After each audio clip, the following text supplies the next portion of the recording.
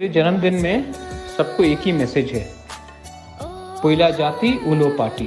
ठीक है, हम लोग का तिपरासा लोगों के लिए आप पहले तिपरासा के बारे में सोचिए। तिपरा मथा तिपरासा के बारे में सोचता है। आज कोई भी हो, कोई तिपरासा बीजेपी का हो, कोई तिपरासा सीपीएम का हो, आईएनपीटी, आईपीएफटी, तिपराहा, टीपीएफ, कोई भी का हो, हमको अपने दफा को, अपने मथा को एक ही चीज़ बोलना है कि हमको थांचा चाहिए। और मैं चाहता हूं कि पूरा तिपरासा दफा एक हो। इसी के लिए मेरे जन्मदिन में अगर आपको कोई गिफ्ट मुझे देना है, कोई तोहफा देना है, तो एक ही बात दिल में रख के चलिए, मुझे एक ही गिफ्ट चाहिए, थांचा।